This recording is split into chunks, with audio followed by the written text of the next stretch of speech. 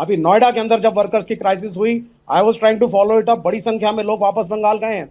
और इनफैक्ट कल जब नो मैं इंडिया डिनाइल टीवी विवेक में जी, मैं हमने डिस्कस कर रहा तस्वीरें था। दिखाई हैं कि किस जी तरह से पूरा का पूरा ट्रेन्स भरी हुई थी खचाखच। लोगों को जी मैसेजेस आ रहे थे जी कि भाई आप जी अगर जी वोट नहीं देंगे इस बार तो आपकी नागरिकता चली जाएगी, जी वोट कट जाएगा। तो वहां पर हाँ कुछ अफवाहें भी थी, कुछ पार्टी वर्कर्स भी कॉल करके जी इस तरह से डरा के बुला रहे थे, परिवार वालों में भी एक पैनिक था। तो सब कुछ देखा है। और अगर आप देखेंगे बिल्कुल। तो कई लेबर क्लास जो है इस टाइम पे, जो मूलतः पश्चिम बंगाल से आते थे हाउस हेल्प्स इन तमाम लोग, जी वो अभी मिलना मुश्किल है। It's a fact. बट हाँ, गार्गी नंदी रॉय ने पर यह भी कहा, ये सुनिए ना, वोट गार्गी एंटी नंदी रॉय ने बीजेपी यह है। भी कहा, वो कहते हैं ना नेता वही सुनता है जो उसके कानों को अच्छा लगता है।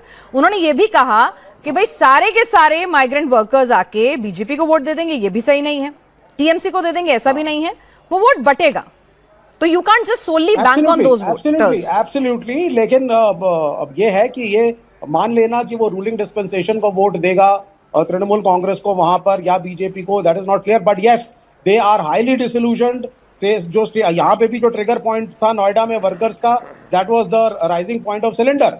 उसके पास 7-8 हजार रुपए की नौकरी थी और सिलेंडर पहले छोटा सा वो लेके आता था, कनेक्शन उसके पास थे ठीक नहीं, है। वो भरवा के घर में खाता खाना बनाता था। when that was not available, they suddenly came onto the streets. that is the reality.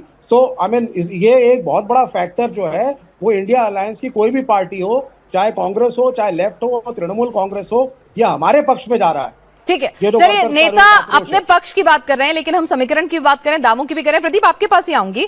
स्वयं प्रकाश जी, और आपके पास आना है क्योंकि एक अगला हम पॉइंट ऑफ व्यू लेके जाते हैं। हमने जीत के दावे कहां कैसे आएंगे इसमें आपसे बात की।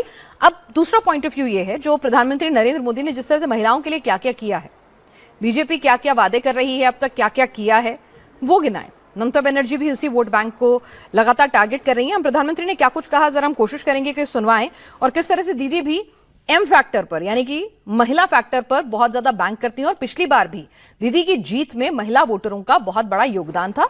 बीजेपी के मुकाबले उन्हें 10 से 14% अलग अलग सीटों पर अलग अलग हिसाब से महिला वोटर जो हैं ज्यादा पड़े थे। तो क्या हम प्रधानमंत्री की वो बयान सुनवा सकते हैं?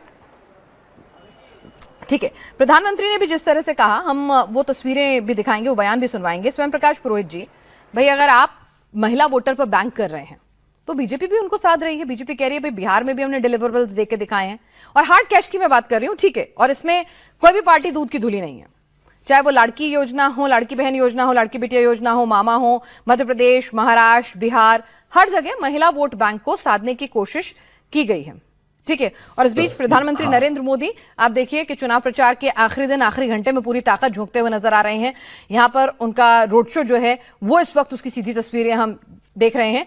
और आखिरी दिन, आखिरी घंटे में भी पूरी ताकत जो है हर नेता झोंक रहा है, क्योंकि वो जानते हैं कि अगर मोमेंटम बना था तो वो मोमेंटम जो है वो उसे कैरी फॉरवर्ड करना होगा। ये सिक्किम, माफ कीजिएगा, ये सिक्किम पहुंच गए हैं। वही मुझे भी लगा कि 4:30 बज गए हैं, तो अब तक अगर ऐसा रोड शो है तो चुनाव आयोग की जो लिमिटेशन है तब तक तय वक्त में खत्म नहीं हो पाएगा। तो इस सिक्किम में वो रोड शो कर रहे हैं।